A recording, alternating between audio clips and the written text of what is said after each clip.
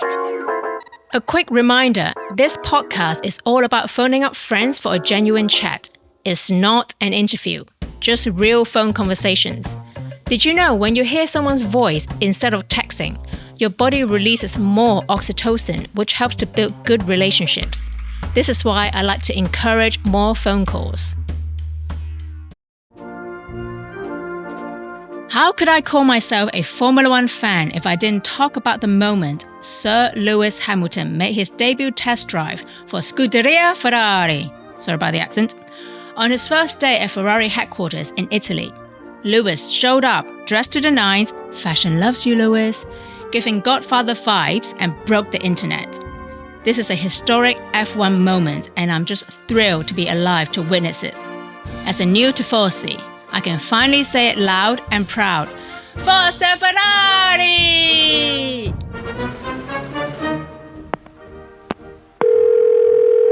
Hello, Brad. How are you? Great. How are you Morning. going, Grace? Good. Happy New Year. Thank you. Same to you both. Morning, mate. How are you? Good morning, Jason. Here we are again, talking Here we all are things again. Formula One. It's still 2 months before the season, but it seems like it's closer than it was before. It's like a lifetime. I'm counting the seconds. So this week has been very exciting because out of the whole of my F1 club, I think we're the only Lewis Hamilton fans, right? Boo. I'm not sure. I think there are people that are his fan but didn't want to admit it for some strange reason. Whatever. So he had his debut race test drive yesterday. And I mean, that guy has just caused a storm on internet. Isn't it incredible watching the furor raise around him already? It's incredible. I mean, the day that Ferrari posted the clock countdown, that already got loads of likes and comments. And then the next day, when he decked out in that amazing, gorgeous black Godfather-like suit, I mean, that guy is like amazingly gorgeous. Yeah, Sorry, it was Jason. so iconic, wasn't it? It was such a Yeah, style. Good. So good. Jason would have been loving that as well, I suppose. I mean, the hype is kind of mad. The Yeah. whole thing's just been crazy. It's actually been really good to sort of have something in this very boring summer period or, winter/summer period where it's just like, come on, can you hurry up? So it's been nice to have It is so something boring, to talk isn't about. it? Yeah. I mean, they can't, time it well enough because the internet went nuts the past few days. Not only just, I saw from like other channel, which doesn't report Formula One, and they're still reporting, Formula One, that his debut. It's so crazy. I mean, to be honest, I'm a huge Lewis fan, but I just think that there are no other drivers that will have that kind of hype if they go to a new team, right? Only him. No, absolutely not. I mean, it would take that $1 billion Verstappen deal to make any kind of ripple compared to the Hamilton Ferrari move. And But I even don't think then, it would even... yeah, even then it wouldn't Yeah. match it. And you know that Max would still turn up looking like he's dressed up in the team gear, just the same old, as though he's going to a tennis match rather than like Lewis, just totally styled, I mean, it's like in movies. When they make that documentary of Lewis Hamilton, Yeah. that image of him in front of a Ferrari, the headquarters in a black suit. I mean, come on, people. Yeah. And then yesterday, I woke up to his red suit, blasted all over social. I was like, oh my God, the day has come. Yeah. And then the debut drive, Yeah. all those Tifosi fans waiting for him out there for hours and hours. Yeah. I mean, even for those haters, they will still tune in to watch that. Oh, absolutely. And why wouldn't you? Just to see, even if it's just to say, oh, he didn't go very well or whatever, it's still such an iconic moment. I think the whole thing has been really, really iconic. The black suit in front of the house. And I think that was like Enzo Ferrari's old restored farmhouse or something. Yeah. There's all these significant things to it. And then after, going and greeting the Tifosi and saying hello to all those people that have been waiting around for hours, it's just such a class move as well. He was pretty is just an all-rounder person. I mean, despite what people say about him, he loves his fans. And then he knows without his fans, he wouldn't get where he is. Oh, yeah, absolutely. Of absolutely. course, he's a great driver as well. And what's so special about this whole week is Angela, his former trainer, came back. I mean... So great. every single moment it's been like a It's wow all moment. falling into place, isn't it? We just hope that he races well. I We were know. wondering about the Angela move and whether that was a long-term play of why she left Mercedes earlier so she could make the transfer to Ferrari. Oh, Yeah, We some were trying to figure it out. garden It's like, I don't know. Could be. Yeah. If it was very clever. Yeah, really I mean, clever. if he can't bring Bono and all those people that he wants to from Mercedes, at least if Angela comes with him, then you'll feel. I mean, we all have one person that we work with. You know, I had a brilliant fashion assistant called Gum Gum, which I love dearly. If I was going to go to some big companies, of course I'm going to bring Gum Gum with me because you need people that knows you very well around you. Absolutely. At least one. Yeah. So can you imagine what his feeling like? Every single F1 driver would love to end their career with Ferrari, right? Absolutely. Can you imagine? And then the moment of yesterday that his mum was taking pictures of him, I know. on the track. I mean, it is so heartwarming. And then the way he looked at his dad. Yeah. I mean, Anthony Hamilton has so much to be credited for Lewis's career. The whole thing is just so wholesome, isn't it? It's so great. It's just, there's nothing weird or out there. It's all just so classy and it's almost like it's very controlled in the way that it sort of communicates it, which is really nice as well. It's good to see. It's not just some random crazy stuff that tends to go on. And it's not, and it's not spectacular. It's not sort of bubble gum either. It's actually quality. No. It is, it is really. I was going to ask, this is a question I asked Grace a while back and I didn't get an answer out of her. So maybe it's your turn. That once Lewis retires, are you a Ferrari fan? Yeah, I remember that question. Are you staying on or not? I remember that question. I remember Grace's answer and I was thinking about it myself and I actually was thinking that it would really, after the Hamilton era is over, I think I'm a bit of a free agent. Oh, no. I've always been a little bit I've been won over by how great Lewis's sort of humanitarian stuff is, as well as his incredible racing. And I think that's the reason I've sort of hung with him above others. You know, I'm still I love it celebrating good wins. You know, Carlos will win something and Lando will win something here. So I love that side of it. But deep down, there's just that Hamilton was so ripped in 2021 from winning that title that's really solidified my following of him. I think after that it'll be, well, I do love Ferrari, but I'll have to wait and see, I guess. Is that Grace's answer as well? Yes, that was Grace's answer. Very diplomatic answer. Thank you very much. Can you imagine that he brings the champion for the one last time before he retires with Ferrari? I mean, honestly, I don't think I can handle myself, what my emotions will be. It'll just be too much. Like when he won at Silverstone, I was bawling my eyes out. Yeah. Can you imagine? Oh my God, it's just too much. It really is. When he retires, there'll be a massive hole. Oh, yeah. In my heart. Yeah. And who knows who's I'm going to follow. But apparently that he called Sebastian Vettel before he starts his new job at Ferrari. So I wonder what that conversation will be like. Yeah. Sebastian's like, dude, you need to learn Italian. How to Duolingo. and also, how do I deal with a whole team of Italians? Yeah. Oh, yeah. Yeah. That's probably the biggest challenge of all. Yeah. But what's so wholesome about the whole, meet and greet at the factory, at the headquarters? Everyone looked at Lewis with heart-shaped eyes, and they're with admiration. It's so lovely. Yeah, it really is. He's clearly treated like a legend, and I think that was kind of missing at Mercedes. He was very much part of the team, but he was sort of overlooked in a lot of ways. Whereas I think with Ferrari, that it's clear that he's switching it up and putting faith in them, and I think they appreciate that. So how do we feel about Charles now? What do you think is going through his head right now? Looking at all the hype, the first Godfather picture has 5.2 plus million likes. Yeah. And it's more than what Charles's post on Instagram on Ferrari that he won a race. Yeah. So when you see all the stats, all the popularity, what do you think is going through Charles's mind?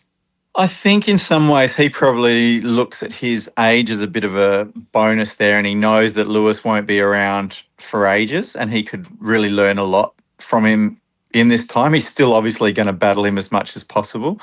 But I think he sort of understands his place a little bit as well. Like it'll be pretty, if he doesn't, it'll be made pretty clear to him, I think, at some point. If they're battling it out for the lead, Ferrari have always maintained a thing of there's no number one drivers here and all that sort of stuff. But can you imagine the uproar, amongst the shareholders even, Ferrari, if Leclerc takes a win away from a possible Hamilton victory at some point. I mean, hopefully we'll work it out during the season, but I think, Charles would be looking at this as a great opportunity, but at the same time, an amazing challenge for him. If I were him, I would be like, okay, I'm the Ferrari, baby, and they will always look after me. Yeah. Here is a 7 times world champion, 8 in both of our eyes. Yeah. I will learn as much as I can. Yeah. And not give him wins, if he doesn't deserve it. Yeah, that's right. Yeah. Do you know what I mean? Like, if he was smart, he would take so much out from Lewis. Yeah, absolutely. I predict Lewis will be there maximum 2 to 3 years. Yeah. I mean, during those 2 to 3 years, if Charles can just be clever about it. Yeah. And learn everything he can, he will become a champion. Absolutely. And I think it will really help them with the things like the feedback to the engineers and the same way that Daniel did with Tsunoda. Tsunoda was always just classed as a hothead and he was an okay driver, but he wasn't really doing much. And then Ricciardo comes along and Tsunoda just sort of pulled into line. He realised where he was missing as a driver and saw that good example that Daniel kind of does. I think Charles would be foolish to not look at this opportunity the same way. Yeah. I think it would have been very different if Carlos was there instead of Charles. Then it would be very hot-headed. Yeah, absolutely. That would have been interesting, I think. Really would, so wouldn't interesting. it? Those two. It would be really interesting. And I kind of feel sorry for Carlos now, jumping from that kind of high-caliber Ferrari garage, headquarter, the whole lifestyle to Williams. Yeah. And there was a picture of him on his first day, and it kind of someone said on Instagram that it looks like some petrol station. That was harsh. Yeah, I feel really bad for Carlos. That was just an unfortunate move on Lewis's behalf, and he's been very sort of philosophical about it. Obviously, such a nice guy, but it's just such a shame because he was doing so well there. Yeah. But I think he will make Williams Racing very good, very like a better team. Yeah, me too. Yeah, I think there'll be some good moves coming through Williams. Well, they're the first ones with the rebound. reveal, aren't they? They've got their first reveal coming up on Valentine's Day, I think, the 14th. Yeah. So they're the first ones to do it, and then Haas, and then the season launch, and then a Ferrari reveal a day after the season launch for some reason. Yeah, very strange. Weird. Yeah, they just want to, keep go the out with a hype bang. going. Yeah. Ride it. I hope this combination will bring a championship. I mean, can you imagine the first podium win of Lewis in a Ferrari in a red suit? It will send the internet off. I know. The Tifosi is going to go mad. Yeah. I'm going to go mad. Yeah. And it will happen. I know he's going to win one podium, at least one podium. For sure. Yeah. For sure. But how far they can push the car, how long is it going to take him to adapt to a car that he's never driven before? That's the real challenge, I reckon. Yes. I think that's the thing that we saw so demonstrated so clearly with Ricciardo as well, to use him again, is it's like, he knew that Red Bull, and the Red Bull was very temperamental. It was very light on the back end that, Verstappen loves as well. They both really liked that style of car. And as soon as he left there and, did Alpine, and it wasn't that kind of car, and switched to, from there, just going from the same car, going from one car to the same car again, and having a car that wasn't light on the back end and dug into the corners way too much. It shows that just little tweaks aren't enough sometimes. And so hopefully this car's going to suit Lewis's style way more than the Alpine did with Ricciardo. I definitely think it will. Yeah. I think Lewis his style of driving seems to fit that Ferrari mold, I think. Because it's a little bit more old school in some ways. Yeah, right? absolutely. Yeah. So it's like, give me an engine that goes fast, I'll worry about the rest. Yeah. Whereas, Max is very much about having a very pointy front end and sort of very almost simulator-esque set up for the car. Yeah, absolutely. Whereas Lewis is like, no, just make it fast and I'll be fine. Give me some grunt. Yeah. Yeah. There's sort of two different schools of thought with how to drive the car. And I think that's going to be interesting in 26 as well, because that's where those cars, they are switching from this sort of ground effect back to a bit more of the engine-based grunt cars, even though they're still going to be 1.6 litre or whatever they're going to be.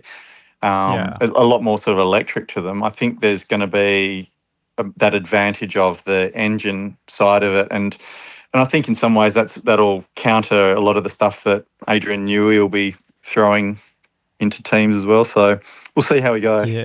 Yeah, that's true. I think it sort of does take a bit of the influence off the aero and back into the rest of the car. Because don't forget, he sort of had 8 years away from winning. Because it was the Mercedes engine and it was the grunt aspect of it. And when it went to ground effect cars, he sort of really came into his own. And I think we're about to switch away again in another year. So see how that goes. It's going to be a good season. Yeah, it really is. We're definitely organising like a meetup for the first race on the 14th weekend in Australia, absolutely. Melbourne. Yeah. So we'll do like a meetup with everyone and then cheer for my Lewis for his first podium in Australia. Well, I'll officially welcome both of you to the family. That's right. Welcome.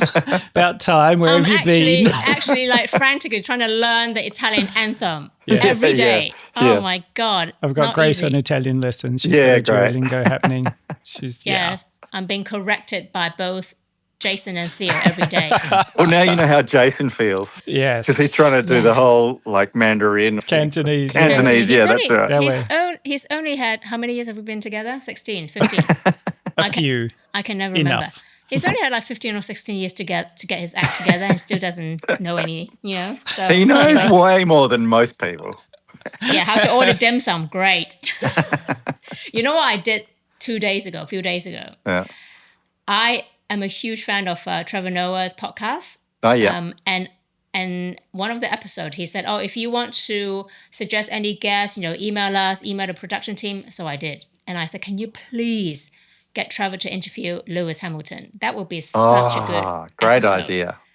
I mean, I wrote not a long email because I don't want to go on and on about stuff because, we all know Lewis is a great guy. But can you imagine the dynamic? Because Trevor Noah is also an F1 fan. Yeah. So can you imagine that for someone who's an F1 fan to interview, a driver is so much more exciting. Absolutely. And another splendid human there, Trevor Noah. He's absolutely amazing. So that would be a really fantastic interview, actually. I know. So Trevor, if you're watching, which I know you won't, please interview Sir Lewis Hamilton this year because it's a special year for all the F1 fans and you'll bring out a different side of him and I can't wait to listen and watch. So, yes. Ideally, he'd be interviewing them in Melbourne, really. He'd be interviewing. So, it's not far for us to get over there then. Exactly. I can hold the mic. Exactly. I can be a runner. I don't mind getting coffees. Yeah. Anyway, Brad, this is a short one because, I want to keep it short. But there's going to be so many more, episodes when we can talk more about F1. Yeah. And I can't wait to see more of the footage come out. I haven't seen anything of Charles yet. I've only seen Lewis racing around the track a little bit. I think he only did sort of 10 laps on slicks or something like that. So... Yeah. I only saw the bit of Charles greeting fans and then when he did the donuts. Oh, yeah. Yeah, he did the donuts for the fans. And, Yeah. He must be taking all this in, just going, wow. Yeah. I want to be like Yeah. It would be a shock, seeing what it's actually like to see Lewis Hamilton's fan base just suddenly kick in because they would know, you see all the footage of Charles fans out the front of the hotels or whatever when they're driving to the track, but nothing like this. Nothing like this, man. I mean, can you imagine if you're Lewis's mom and dad? You feel so proud. I mean, all of the parents are proud of, their kids, unless they're like a-holes. But that, it's just, I can't imagine, Yeah, it must be incredible. Or would it just be quite normal for them now? They're like, oh, yeah, he's just, like it's because... Yeah, but Ferrari is a different lead. Come on. I mean, I know Anthony would be especially. Yeah. It's been happening for so long. Yeah, I know what you mean, though. Yeah. You wouldn't get as affected by What's it called? Normalization. it's called. Yeah. No, not in the Ferrari headquarters. It's a pretty Come cool on. thing to get normalized about. Even the little espresso will be different. Come on. True. It's not what you get in Starbucks, for God's sake. I did love Anyway, that little shot of Fred and Lewis just having a little coffee. That was nice. Like, oh. Exactly. Yeah. Exactly. Like everything, all the puzzles are together. So now we just need a fast car and a good strategy for both Lewis and Charles, and then bring home the champion. Happy We can get the days. fast car. I'm not sure about the strategy. Yeah, we'll see how we go. Let's see how it goes. But anyway, let's do another episode, after Melbourne. After Yep. race 1. Yes. And Can't then wait. Hopefully we'll get more F1 fans on my pod. Indeed. And then, and then we'll turn into an F1 pod. Yeah. Absolutely. Thank you, Jason. Brad. Thank you, Grace. Have a good day. We'll speak soon. Speak soon. Bye-bye. See you, buddy. Bye. Hey, stick around to learn some cool Cantonese slang. Welcome to this week's episode of Canto Banter. 廣東話吹水時間 I'm your host, Professor Lam. And I'm the assistant, Professor Theo. And I'm the mature student, Jason. Today, we're going to teach my husband My dad. some useful Cantonese. Here we go. Welcome to this week's episode of Canto Banter. Today, we're going to teach our mature student, Jason, some very useful Cantonese. First up, how do you say, Theo, thank you? So thank you is "mgai Okay. Guy. And another way of saying thank you? 多謝, but they have two different ways of saying it for good reason. Okay, so the first reason, "mgai" means you ask somebody to do something for you. Let's say you're in a restaurant. You go "mgai," waving at the waiter or waitress to come over. Yeah. Or you, someone opened the door for you and hold the door for you. You go "mgai." So when you use 多謝, it's in different contexts. So But with Guy, that you just said it two different ways. You said Guy, hi, and Guy. it's the same thing. Okay.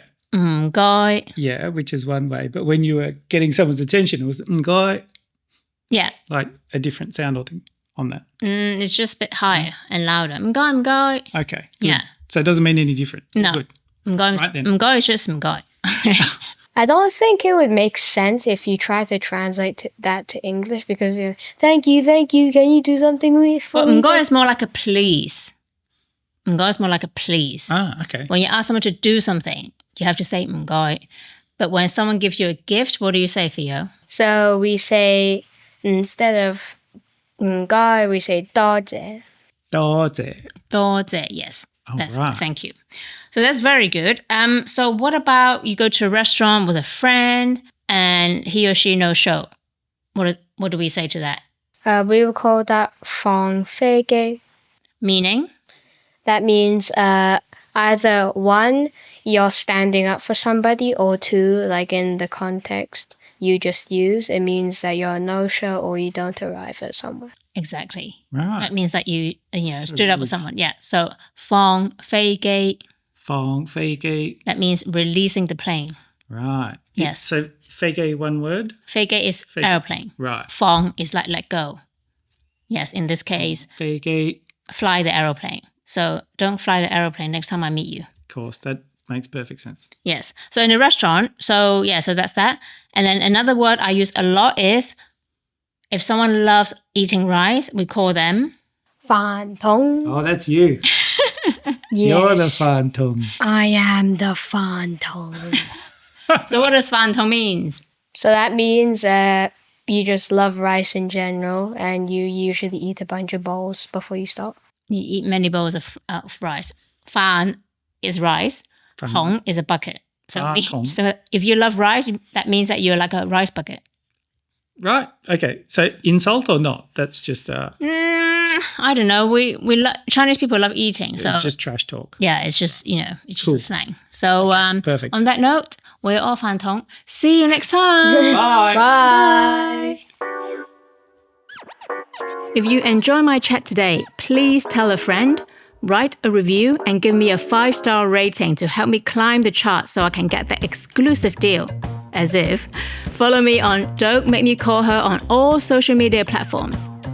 Tune in every Friday for a new episode. Don't Make Me Call Her podcast series is produced by Hero Production. Music by Lindsay Lai at lindsaylai.com. Thank you to all my guests. A big thank you to Jason and Theo Capobianco for joining me each week. Now, pick up the phone and call someone you care about.